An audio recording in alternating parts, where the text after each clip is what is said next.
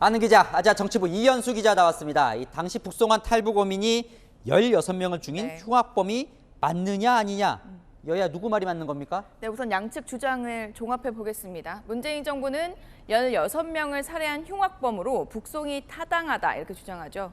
윤석열 정부는 당시 남북 관계를 고려해 절차를 무시하고 강제로 북송한 것으로 흉악범인지 여부도 더 따져봐야 한다는 겁니다. 자, 시청자분들이 가장 궁금해하시는 건 증거입니다. 그러니까 16명을 살해했다는 증거는 있는지, 반대로 이 문재인 정부가 또 거짓말을 했다는 그런 증거는 있는지 쫓아가 보죠. 밝혀낼 증거가 일단은 있는 겁니까? 제가 양쪽의 주장을 한번 종합을 해봤는데요. 지금 남아있는 증거 두 가지입니다.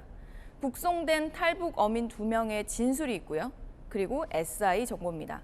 SI는 인공위성 사진이나 북한에서 주고받는 통신을 엿들은 감청 내용 등 첩보를 통틀어서 이르는 말인데요. 문재인 청와대와 국정원이 이 자료를 갖고 있고 현재 검찰도 확보한 상황입니다.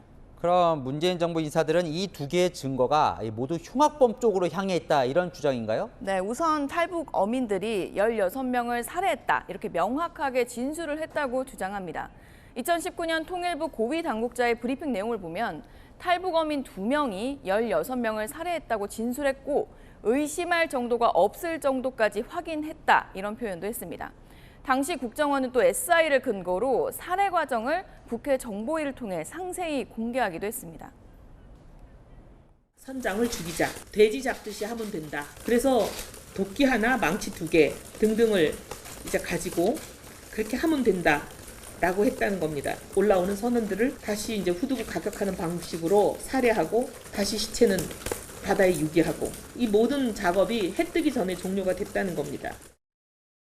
반면 국민의힘은 이제 따져봐야 한다는 건데 민주당과 같은 이 증거, SI와 진술을 두고 다른 주장을 하는 거예요, 그럼? 네, 전 정부 인사들은 이제 탈북 어민들이 명확하게 진술을 했다 이렇게 보고 있지만 현 정부는 두 사람의 진술이 일치하지 않는 대목이 있다는 점에 주목을 하고 있습니다. 몇 명을 살해했는지, 살해 도구, 방법, 동기 등에 대한 두 사람의 진술이 엇갈렸다는 건데요. 또 SI 정보도 문재인 정부가 유리한 대목만 공개했다고 주장하고 있습니다. 북한에서 범죄를 치르고 자기들끼리 죽어도 우리 조국에서 죽자 이렇게 모의를 하고 자강도로 도망갔다가 내려오면서 선원 16명을 차례차례 밤에 불러내서 제가 무참하게 살해하고 제가 유기했습니다.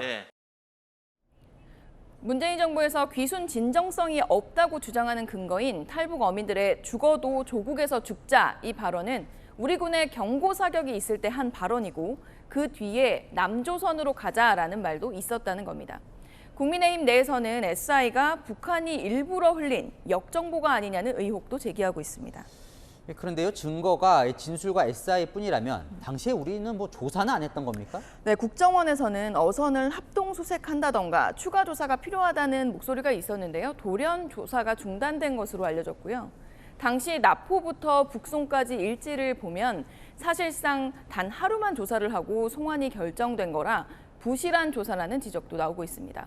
또 전 정부에서는 흉악범이라고 했지만 이를 입증할 증거가 없다는 점도 논란이 부추기는 요인입니다.